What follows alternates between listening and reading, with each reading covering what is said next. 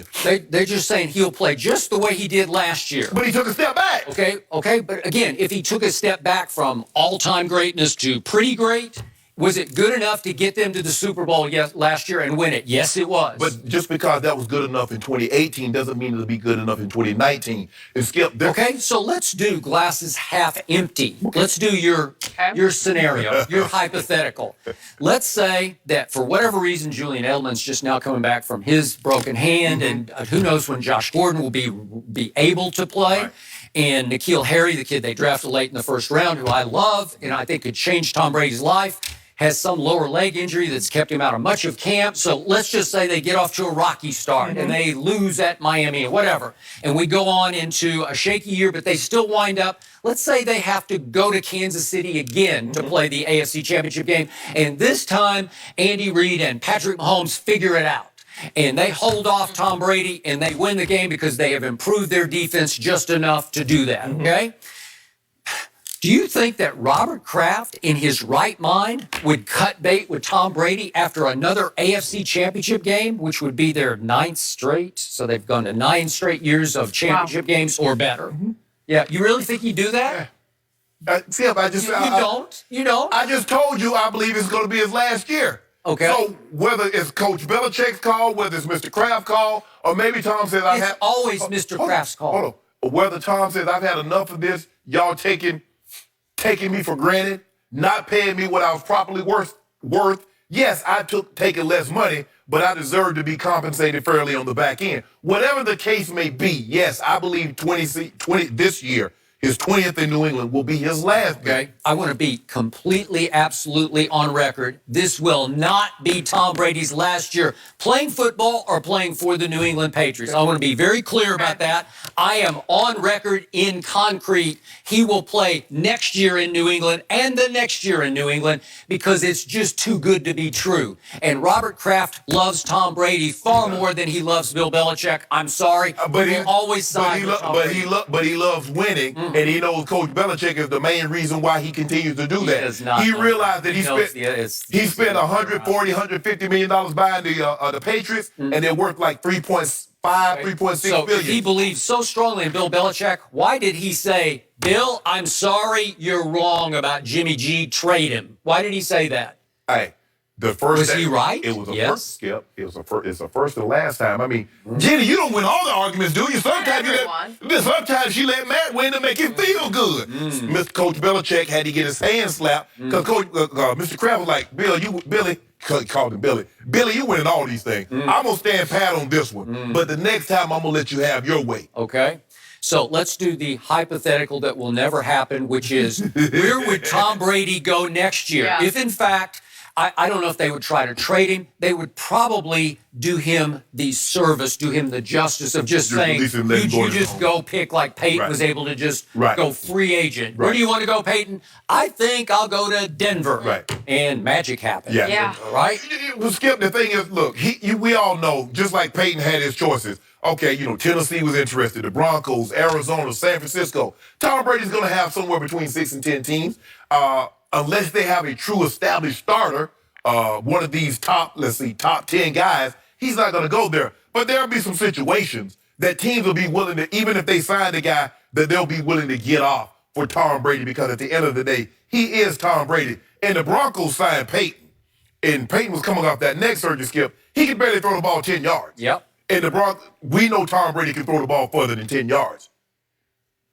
Just saying, Skip. Okay, and I'm just saying Denver is high on the list. Yeah.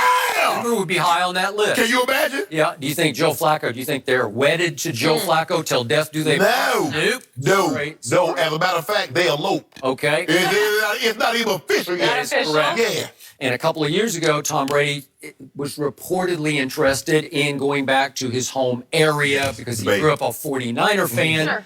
And now they have his backup quarterback who is about to be his next quarterback, right? And I don't know if Jimmy Garoppolo continues to play the way he played in the last preseason game. I don't know. But they owe him way too much money. I'm going to say that's not going to happen, even though the 49ers appear to me to be a team on the verge where he might get there just the right time. I mean, Denver is a real possibility, Skip. Okay. And we give him a lot of control, a lot of say what you need. Okay, and here I'll throw one more curveball at you. Tom Brady also loves him some Southern California because he and Giselle have owned a home here near where LeBron lives in Brentwood. And there's another team in LA not named the Rams. It's called the Chargers, coached by a good friend of yours. Oh. And I'm just going to say, what if Phillip Rivers comes up short yet again this year? Do you realize he's destined to be a free agent after this year? So is it possible they would cut bait with Phillip Rivers and say, yes, we would love Tom Brady to take over our team on the verge because that is a loaded football team? They are. Yeah. They are. They need to get Melvin Gordon back. I like him in the blue and orange better. Do you? He do what old Peyton does. So all of a sudden you would be driving the Tom Brady bandwagon in blue and orange, correct? Ooh, like we that? be in the money. So here's where I'm with you. I believe Bill Belichick would love for this to be Tom Brady's last year. And I am already suspicious of the way that Bill Belichick is handling Tom Brady's preseason snaps. And I can't wait for tonight to see exactly if and how long Tom Brady plays. Because I told you a year ago in game 2, he played 39 snaps and threw 26 passes. Right. That was game 2 of the preseason. Right.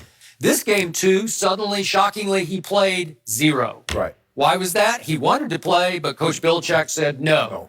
So now we get to the quote-unquote dress rehearsal game 3, and will he be allowed to play? Or is it possible that Belichick will some way say, Right. I don't know, I don't want to play him this year. Skip, it might be a situation, Jenny, you can attest to this. Have you ever been in a situation, Jenny, you're like, you okay, you kind of like it, but you're like, I kind of wish he'd break up with me. But you don't want to be the bad guy. It's like that with Coach Belichick. Like he sabotaged the situation. Coach Belichick wants to move on, Right. but he really would wish Tom would just break up and say, you know what, guys, I just want to. Thing. So he keeps Would him from Coach being the bad Belichick guy. love to feature Jared Stidham in the dress rehearsal game 3? Yes, Right. he would, just so he could make the case to Mr. Kraft. Do you see what I found Right. again? Yeah. I got my new Jimmy G. And because Right. I think the thing is what Coach Belichick looks at, Skip, because the backup quarterback takes all the scout team's reps. And a lot of times, Coach Belichick might throw a little wrinkle in there. He says, like, look, this guy sees some of my, especially in training camp, sees my defenses all the time. Yep. And I'm the great defensive mind in NFL right now and maybe ever. Yep.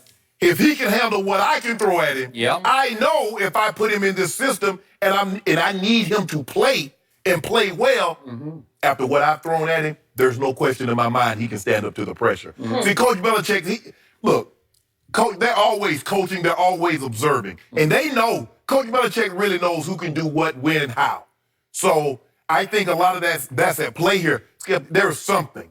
Because Jimmy Garoppolo was not playing in a lot of games. There's something that led Coach Belichick to believe that he could move on from Tom Brady and would not miss a beat with Jimmy Garoppolo, considering that Jimmy had never gotten in the game. And that's not by accident, because Tom Brady does not, good quarterbacks, they don't want you ever looking at another quarterback in a game situation and have you getting any bright ideas that you can move on without me. That is correct. I'm going to say it one more time about Jared Stidham. I watched a lot of him at Baylor first and then much more at Auburn.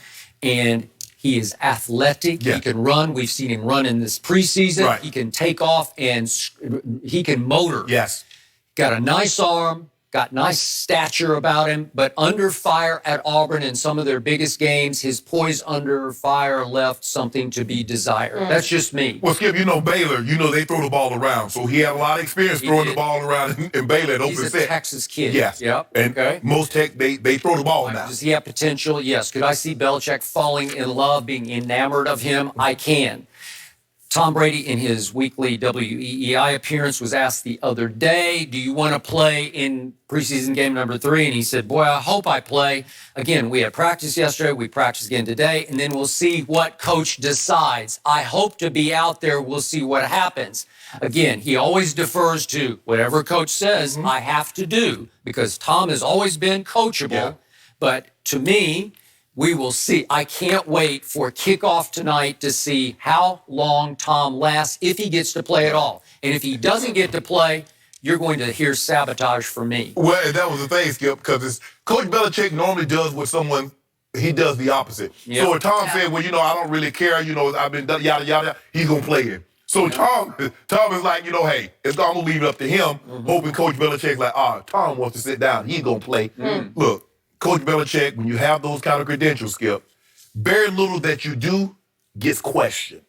That's why we didn't get the whole. You did, but there were not a lot of people that really questioned the move that Coach Belichick made in the Super Bowl, benching Malcolm Butler, because so many of his other moves have worked out so well. And when you get 6 Super Bowls and 9 appearances, you build up a little, a good service, and then people are like, okay, I'm gonna give him the benefit of the doubt on that one. A bunch of Patriots questioned that move right after that game. Yes, Tom they Brady did. appeared to question that move via Instagram. Tom, don't do that. No. Nice to know, Jenny, you sabotaged a couple of your relationships along the way. Well, yeah, their relationship fascinates me. How many people do you know that have this kind of relationship that is this successful? It's an interesting dynamic. It is the most fascinating story in sports, and it starts tonight to me. Starts tonight. We are moving on from the GOAT to the rookie. You're saying that's me? Should Kyler Murray be worried about his new offense? We'll discuss all of that next. Don't forget, you can check us out every day on the Fox Sports Channel on SiriusXM. We'll be right back. Very.